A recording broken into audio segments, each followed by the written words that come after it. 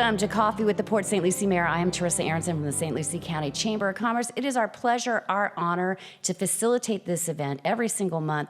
Starting next month, we're going to be doing it on the third Tuesday at 8:30 right here at City Hall. It's free. It's open to the public. We bring in coffee. We bring in Danish. We bring in great guests like I have beside me now. I want to welcome our sponsor this month, every month, and pretty much every year, and we're very, very appreciative of it. Please welcome Shrita Walker down there at the end from Mid-Florida Credit Union. Good morning. Good morning. How are you? I'm doing well. We spent a lot of time together this week. I feel like I've spent more time with you this week than I have my own family, oddly enough. I am family. You are family. We had a good time. We got stuck in the studio, Alfonso, and we're going to introduce you quickly. You brought a guest because Mid-Florida is so involved in the community, is always backing some great events, some great organizations, and one of them is what Alfonso is going to talk about today. So please welcome Assistant County Administrator Alfonso Jefferson. Say hello. Hello. There you go. I didn't know the transition. Yeah. You're looking for cues? Here. There are none. Just chime in whenever you feel like it. Oh, okay. So Shrita sponsored our Business and Industry Awards, and we got stuck in the studio at a different studio for about a half a day the other day, taping all the winner videos. So we've spent a lot of time together this week. Yes, it was fun. It was actually kind of fun. To be honest with you, we had a good time. We made it work. Yes. It was a moving target throughout the day, but we made it work. Yes, we did. Alfonso, you've come to talk about an event for an organization. What is the organization behind this event, if there is one? And then tell us a little bit about the event. The organization is the National Forum for Black Public Administrators. Oh, perfect. We recently reestablished a chapter here in St. Lucie County. Representing St. Lucie County, Martin County, Indian River, and Okeechobee County. We are the Treasure Coast chapter. National Forum for Black Public Administrators have been in existence since 1983. And the whole purpose of the organization, which is a nonprofit organization, is to educate, mentor, build up Black public administrators for executive levels within city or county government. Perfect. So this organization, I've been in this organization for well over 20 years now. I worked in Orange County, Brevard County, Broward County, and now St. Lucie County. And I can't say enough about this organization on how it has contributed to my career and career of many of Black professionals that's been in city and county government throughout the state of Florida, throughout the nation itself. We have over 2,500 members, various chapters throughout the states. So I'm just here to promote our Black Fundraiser, I'm guessing? Yeah? Well, it's part of the fundraiser as well, but what we wanted to do, we wanted to celebrate Black History Month. So we wanted to put on a gala. And so we're putting on a Black History Month gala. It's celebrating Black excellence. It's going to be February 12th at the Finn Center. Tickets are available, so you can go online to NFBPA treasurecoastflorida.org/BHM Gala. And you can purchase tickets directly from the website that we created for this particular event. Okay, so if nobody wrote down that website, because it seemed like there was a lot of... It is. It's a long... How would they Google it to find it? Just say NFBPA Treasure Coast. Okay. And so you Google it, you'll go to the website, you'll see a heading up there for BHM Gala, and you just click right on there, and it'll take you right to purchase a ticket. I'm guessing Shrita Mid-Florida is sponsoring this gala? I am expected to attend. Okay. Yes, ma'am. Shrita is a friend of NFBPA. We're trying to get her to become a part of the organization because it's not just for public servant, it's also for private organization as well. Private organizations can be a member of the organization.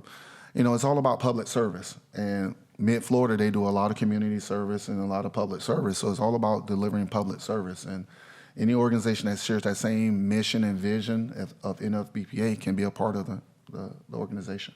Very nice. And what should they expect when they get to the gala? So I've heard it is a black tie gala. Like you have to dress up. Do people still do that? Yeah, is that a thing? It actually is still a thing. It's semi-formal, formal. I had to dust off my tuxedo, so my tuxedo is ready to go. Is it powder blue? Absolutely not.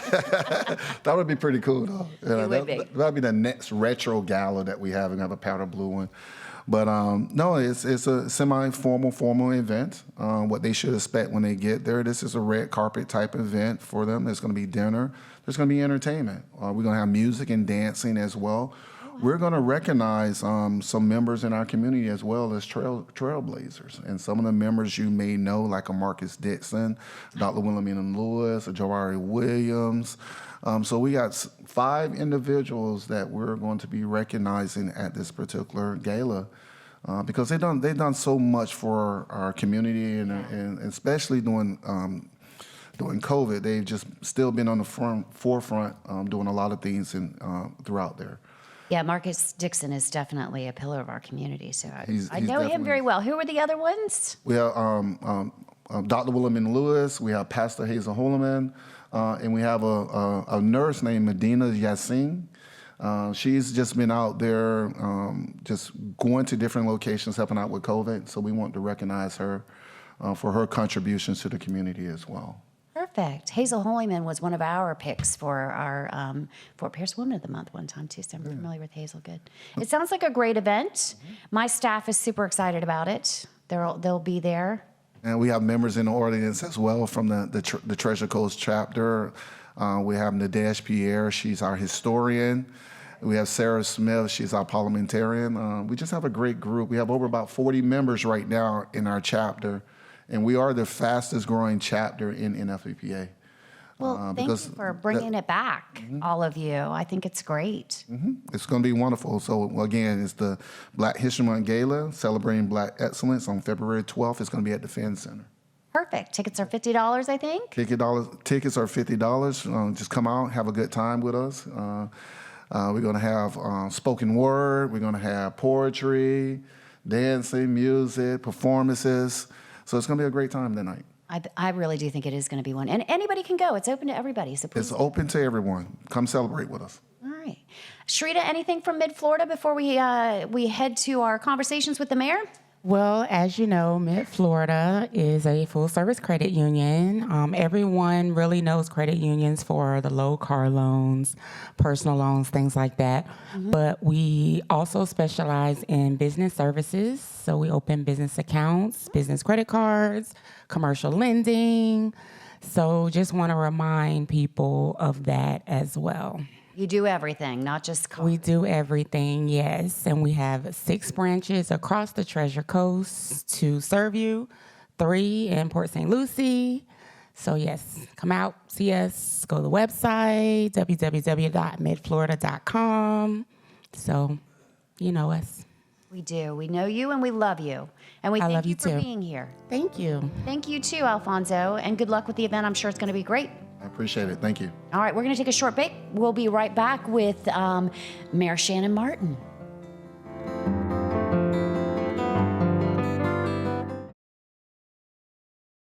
Welcome back to Coffee with the Port St. Lucie Mayor. I am Teresa Aronson, and I'm joined now, of course, by the one, the only mayor of this beautiful city, Shannon Martin. Welcome. Good morning. How are you? I'm good. How are you? I'm good, thanks. It's nice to see you. You too. I see you brought things with you to talk about. We have a pretty full audience. Well, for COVID, this is full. I know. I realize now people at home can actually see the audience. Yeah. So in my eyes, it's very full. But we have lots to talk about. There's always a lot going on in the city of Port St. Lucie, as people know.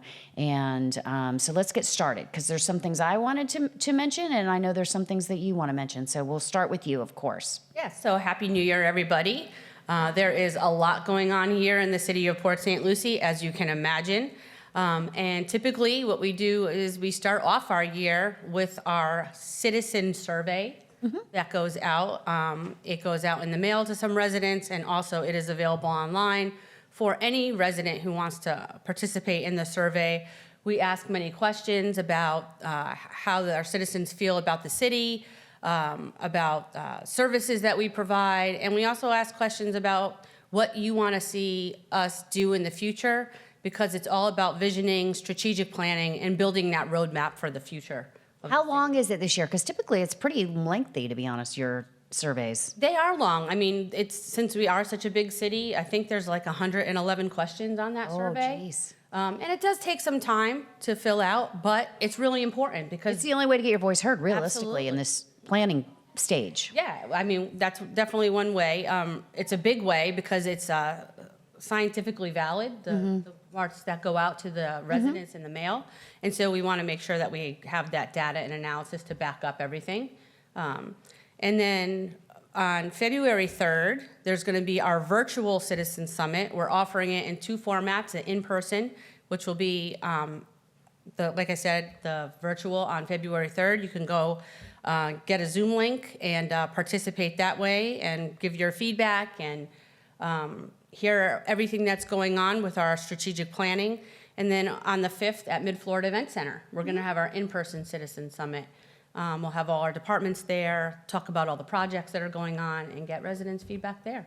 I love it. Yeah. You guys do it every year, and then you go into a summer session of retreats and planning, and then come up with big plans. Yeah, so we'll have our survey results hopefully at our winter retreat on February 23rd, 24th, and 25th. We'll be getting updates on all the projects that are going on and start really looking at the beginning of our budget and have those discussions about what we'd like to see. And then in March, we will then go into our strategic planning process. We'll take all the feedback that we receive from the residents and build that into our plans going forward and talk about what are the new things that we need to add that our citizens are really concerned about. Okay. I love it. And where can they go online again? I know it's City of PSL, but Yeah, so you could go online to the City of PSL's website, I believe, and register / Citizen Summit. Okay, very good. and then register for that Zoom link to be included for the virtual. Okay, Yeah, great. so it's good. Annual reports out. Annual report is out. So we have our annual report here, done by our city manager's office and city administration. It is awesome. It goes over and shows all of our residents and everyone else, our stakeholders in the community, all the things that we've accomplished over the last year and look back at where we've come from since 1961, 60 years of progress. It's really informative, a lot of detailed information from all the different departments and all the different services we provide and what we've been doing. And it's just really great read, and it's pretty educational on what's going on in the city. And what's your favorite thing in there? What's the one thing in that you would highlight? Gosh, there's so many. I don't know that I would highlight any one. But, when it comes to water quality, our milestones that we've made with McCarty Ranch and our water quality projects, talking about where we are with our septic to sewer conversions, our stormwater master plan, our public art master plan. There's just so many things that we've done. It's hard to highlight one thing that we've done in the last year. So, All right, good. A lot of economic development. a lot of economic development, which, we should talk about that. We probably should. I mean, there's so much going on. And a lot of it's so funny because, we've been doing the show for a little while together. And then through part of the former mayor's tenure, we were talking about some of the same projects. But it takes a while to come to fruition when you're talking about projects of this magnitude. Absolutely. So we finally have Oculus starting to go vertical, right? That's Excel. Excel, I'm sorry. Excel's starting to. Oculus is already, yeah. But most recent, which I'm sure we've talked about in the past and has been talked about, but it's really starting to happen, is look at Cheney Brothers. Yeah. They'll be coming out of the ground in the next few months. And that's been a work in progress for a long time now. These projects take a long time, from the beginning stages to first having those conversations with the Economic Development Council, with the city administration, and then to actually have them do a groundbreaking. It takes a while. Yeah. But we're really excited about Cheney and happy to have them in Port St. Lucie. And then, of course, this week, Amazon. Yep. The second Amazon in the city of Port St. Lucie, bringing lots of jobs. Yes. And higher paying jobs to Port St. Lucie, which is something that we've been going for and is really important to all of us. So really exciting. Good. Our referendum passed. We've talked about that previously. So people understand the importance of, raising our median income. So I'm happy that people understand that and they voted for it. They're going to have an opportunity to do that again soon. Yes. Um, County. yeah, the county's going to have theirs coming up. Right. What else we got going on? So, we have obviously a lot of road projects in the works, and I'm so happy to finally say that PSL Boulevard South has begun. Yeah. It started this week. The dirt is moving, the ground's being broken up for that widening, and I'm so excited. Also, we have in the St. Lucie West, the bridge project, the DOT bridge project, and the improvements to the Peacock Boulevard on St. Lucie West Boulevard. Those are all going to be made too. That project starts this week as well. Okay. So I want to dive into the Port St. Lucie South. Yes. You and I both live out that way, and so we're very familiar. I haven't ridden on Port St. Lucie Boulevard since I heard they were going to start construction. But what is the end game there? Is it going to be 3 lanes? Is it going to be 4 lanes? What are we looking at? So it's 2 lanes to 4 lane divided roadway. There'll be Okay. 3 signalized intersections out there at Alcantara, Tulip, and Tunis Boulevard. Okay. And there'll be a right turn lane on PSL Boulevard's north approach to Alcantara, which is needed because Yes. there's a lot of issues with people trying to get onto Port St. Lucie Boulevard from Alcantara. Of And course. vice versa. There's going to be curb ramps. They're going to upgrade the crosswalks. There'll be 8 to 10-foot sidewalks on both sides of PSL Boulevard. Wow. Yep, for pedestrian and bicycle use. Enclosed drainage system. There'll be signage, pavement marking, signalization, lighted upgrades, and of course landscaping to the medians and irrigation. It's going to be a complete street. So you're going to have the street trees, the sidewalks, All the bells and whistles. all the bells and whistles. So it both excited me and scared the crap out of me. What's the end date for that? 2023. Okay. Oh, that's not too bad. Not too bad. And I want to share also that as exciting it is that we're getting this done, Yes. there's also going to be some issues because we already have traffic issues. And of course, construction, there's sometimes delays. There'll be some lane closures at times. So I would just ask everyone, knowing that this is happening, to be patient and understanding because this is so needed in our community, but it does come with some bumps along the road and to getting it done. Yeah. And could cause some more traffic issues. So let's all be patient and kind and considerate and realize that. Everybody's trying to get somewhere. Everybody is, a person too with a family. Let's just calm down out there. Yep. Because it's ugly now sometimes, because it's so bad. It's ugly every day. I drive it every day to come. I'm just being real. You come that way? I never come that way. Well, yeah, I try to avoid it sometimes and go different routes, but yeah, I never come it's just so ingrained in me that this is the way you go.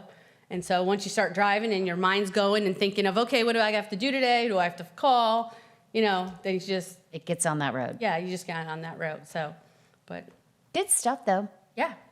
I know everybody's excited. And what are we looking at Peacock and St. Lucie West? So the bridge is going to be redone, Okay.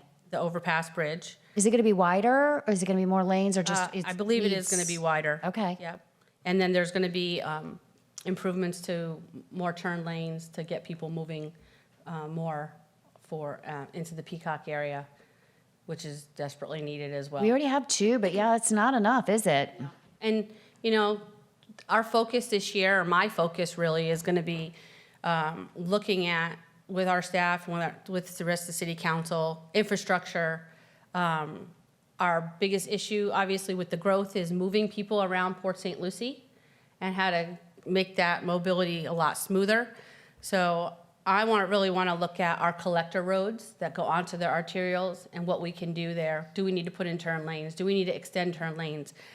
I know there's the rub about the roundabouts, but the reality is that they keep people moving. They keep do. traffic moving as opposed to sitting and waiting at lights all the time.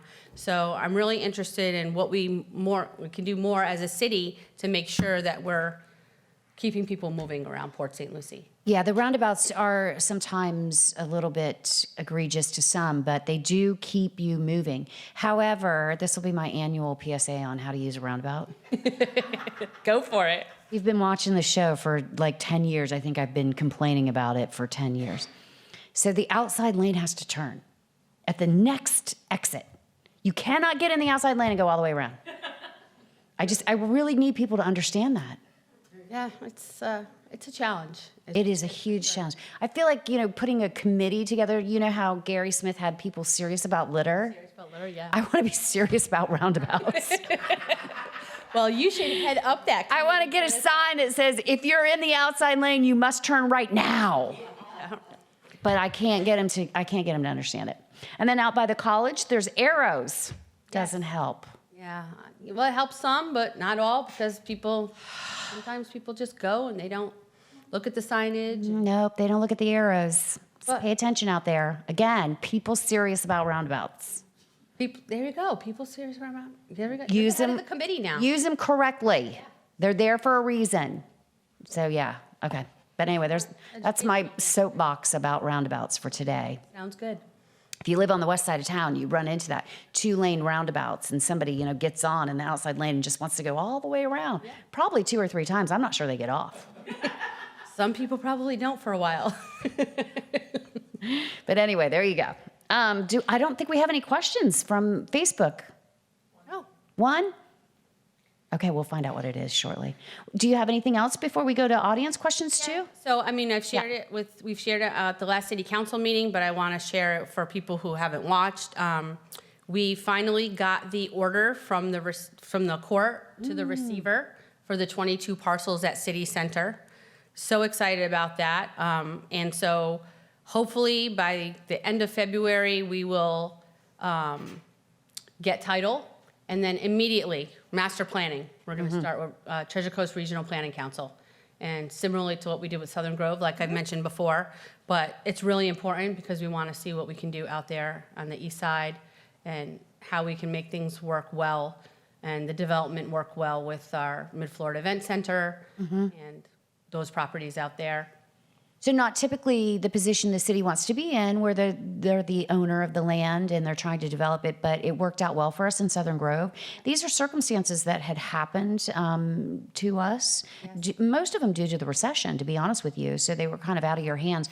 But then we've taken the ball and run with it, in my eyes. So you took over Southern Groves and we've developed that into something. Otherwise, it would have languished in, forever ever land of non-ownership and no marketing dollars put behind it.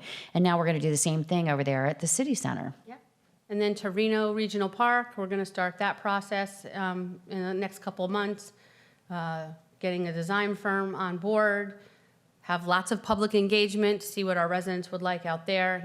Parks, we've talked about it many times, but we are deficient in parks. We need more ball fields. Every day we get requests in for, what park can I go and use? And, are there more fields available? So knowing that we have to provide that is really important, and we are working on it. And so this spring we'll be starting that process as well. And then I don't know if anyone realized at the last council meeting, let's talk about the port really quick. Okay. And so we had a letter of intent from a firm out of Miami. The port, again, for anyone that doesn't know, is the property south of the Botanical Gardens, the Westmoreland, off Westmoreland. And we are putting in a world-class Pioneer Park that's going to start getting constructed later this year. But we also wanted to have restaurants and some type of dining establishment down by the river. And so we approved a letter of intent with that firm out of Miami, and they want to put in a seafood restaurant. They want to put in some smaller little food cafe type things in that area. They also want to put in a tiki bar and some entertainment space down by the banyan tree, down by the river. It's a conceptual plan, so we approved the letter of intent. Now we're going to go forward, and we're going to see if we can make that come to fruition. It's really, really exciting. It is. If we can make it work, and it may take some time. So people, Yes. again, have to understand it's going to take some time to develop. You can't just build it and they will come. So some of that is organic. Yeah. So, Good. Yeah, All right. really great things. Always. Do you want to tackle either of these questions? Let's see. I have no idea what the first one, to be honest with you. The need for fiber optic cable with either Comcast or AT&T. No, I don't.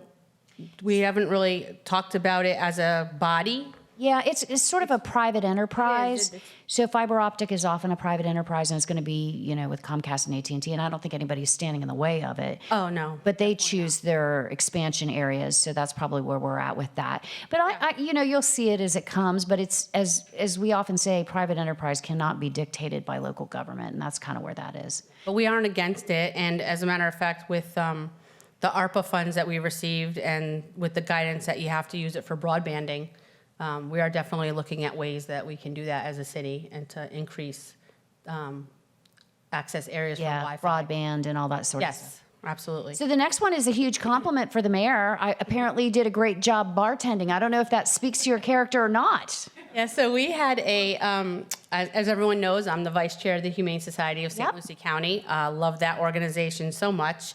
And I was asked to be a celebrity bartender at Side Door Brewing. And it was so much fun. Was it? Yes, it was a long day for me on Wednesday. And then, at the end of the day, you always want to say, okay, I'm ready to go home, ready to make dinner, put your pajamas on. Yes. But I committed to make sure I was there, and I had the best time. Good. So it was a lot of fun.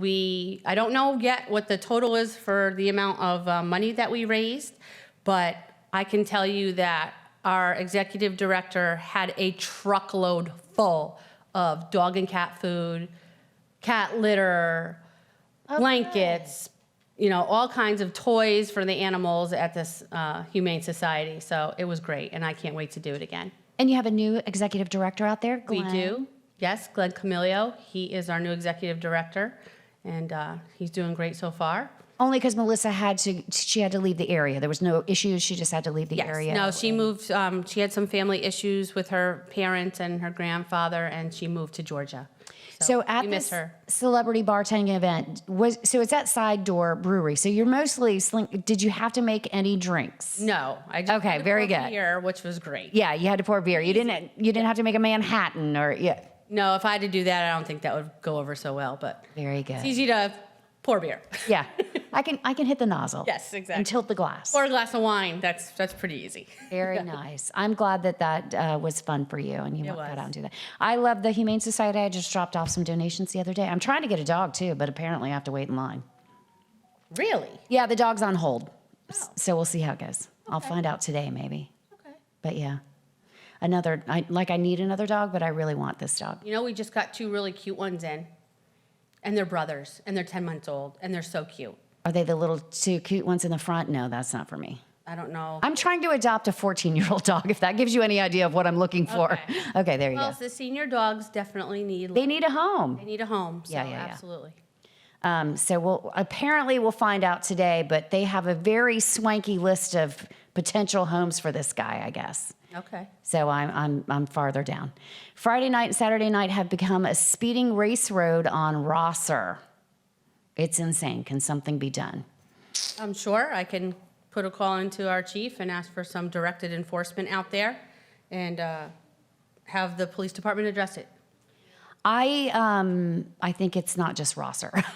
It isn't. We have it all over the city, and what is, being frank, what is so sad is that a lot of times through the neighborhoods, and it's our own neighbors. It's our own neighbors who are speeding and creating some of these issues, whether it be distracted driving and so everyone really just needs to think about how we're affecting our community by speeding and, leave 5 minutes earlier, don't speed, think about your neighbors, think about the neighborhood, and Yeah, and I'll give Really need another to do that. shout out to GDC for only putting 2 throughway roads in that whole entire area out there. So that was very helpful as well.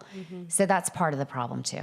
Yeah, and we did lower all the speed limits. We are in the process of lowering them to 25 miles per hour in all the residential neighborhoods.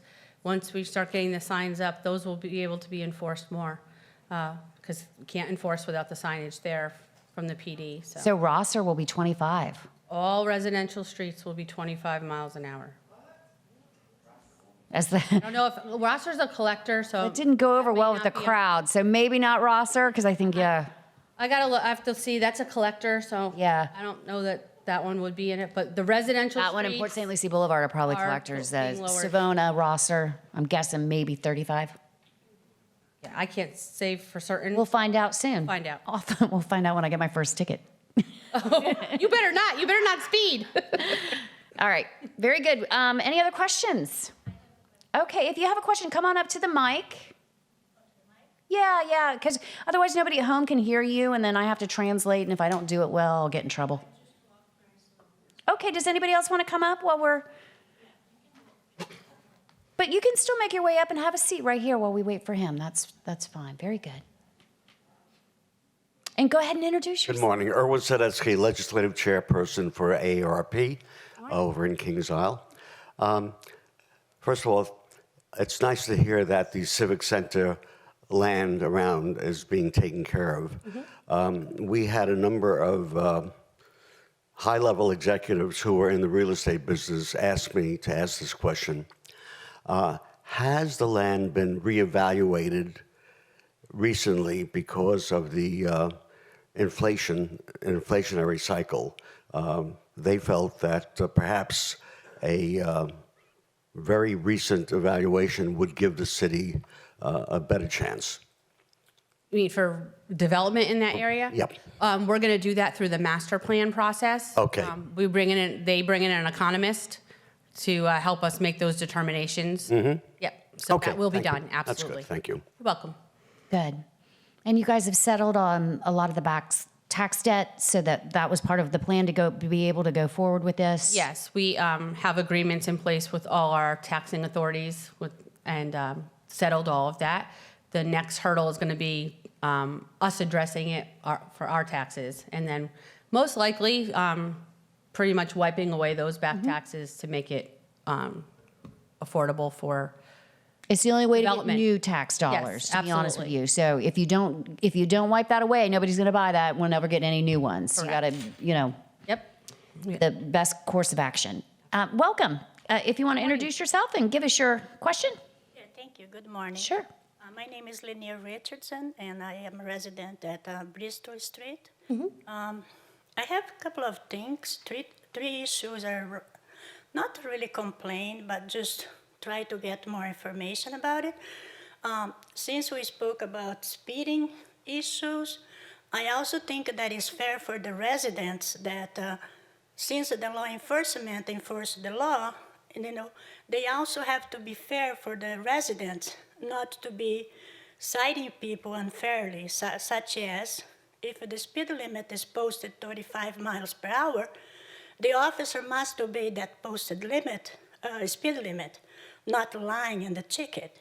So I had issues with that. I think it's very unfair for somebody to be posted, say you're speeding on a 30 miles per hour when the speed limit is 35 miles per hour. So it's unfair. The other issue is I live here for about 5 years, and I already called sometimes, but I have a huge issues with the canal, especially during the summertime, and I need the help how I can fix the problem because I can hardly even go out in my outdoor, especially when I have to take care of the yard. The mosquito bite me so badly, and I don't know what to do, right? So those are the three issues, the two issues. And then, what was the other one? I forgot now. Sorry. It's okay. Yeah. So the first one is if somebody has unfairly cited you on a speed ticket, you need to probably fight that. I did. Okay. It happens to me, and it was very unfair, and it just, you can't fight police officer in court if it's your word against police officers, and then the judge sided with them. And it's clearly, what I mean, if you go to the Potomac Garden Road there, they sit there in their intersection, they leave their car sitting there pretending they're making a left turn to Botanic Garden, and then when you're coming in, so then they pull you over. When you drive after the traffic light, about maybe 100, I don't know how many yards, I don't know how to calculate in English, in a yard. So then it becomes 30 miles per hour, not before. And then you go to court, and not only that, I asked the city to get the police department to give me the report, and they refused to give me the report. So they can't refuse to give you the report. Reports are public record. They have to give those. Yeah, I'm- Typically, on Westmoreland, we have a lot of issues with speeding. There is a lot of directed traffic enforcement on Westmoreland. They use the radar guns a lot of times because they need that data to back up what they're doing. So yes, if you do get a citation, then the proper channels are, then it does go to court, and then the judge does get to decide. So I'm sorry you feel that it was unfair. However, once they do that, if whether they give a warning or a ticket, then it is up to the judge to decide. But no reports, you should not be refused for any type of report. They are public record once they get to. I'm fighting. I'm dealing with this since last July, and I went to the police department over and over again, and I called over and over again, because that was the only way I could prove it. Here, where the police was, and here, I did pictures and everything. So I think it is very unfair. You can't be, you have to go. The statute of the law. It's the statute of the law. If the posted limit is 35, you can't making up stories. It's unfair for the citizen. If I'm speeding, fine. Just tell me, but don't make a story in the citations. That's I'm very bad. sorry that happened to you. Yeah. And also, where do I go here in Port St. Lucie to find out how many schools in Port St. Lucie City under the high school? Sure, we St. Lucie or St. Lucie Public Schools.org, I believe it is. Can you put that up for us? They have all of the schools listed. Okay. Okay. And if you have any issues with your canal, What do I do? Because it bite me so badly. I even cry when I came out from. Well, we live in a former swamp. Like, but if there's an issue, there's a with lot it, of if mosquitoes. It's overgrown, if it needs to be addressed, we can send out Public Works, and they can evaluate what's going on and have a conversation with you, and then figure out what's wrong. But we can absolutely do that. Yeah, if you have excess standing water, all that kind of good stuff. So When you start 4 o'clock or something, it's so many mosquitoes, and I have to go out there to fix it. And sometimes in the summer it's so hot, only in the evening you can go because it's so hot, and then I cannot do anything. So you're going out to fix the landscaping? Is that what you're doing? Yeah, like my flowers or water the plants or cut the grass, But when I come back home, I just. And some bites are so bad that it stays, for weeks because. Well, we'll get you the number for Public Works. Yeah. Absolutely. Yeah, I called them, but nobody came to talk to me. I'll make sure someone comes out there. Thank you so much. Thank you for your questions. Have a good day. You too. All right, what else do we got? I think there's a question about speed bumps, so let me answer that. We have a traffic calming program. If you want to get speed tables put on your street, and if you call in my office at 871-5159, you can speak to either Brandon or Christina, and they will give you the information to go through Public Works to get that process started for you. It looks like Michelle Backus has a question because she scooted up front. Oh, there she is.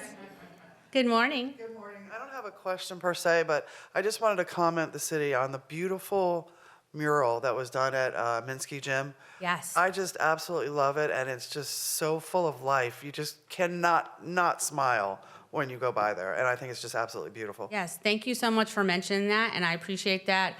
We unveiled our mural at our MLK Day Family Fun Day on the 17th, and it is a beautiful mural, and it's very vibrant, and I've had some great comments about it, and that was all grant money. We received grant funding for that, so I love it. I encourage everyone to go out and take a look drive by the Minsky Gym, and you'll see it out there.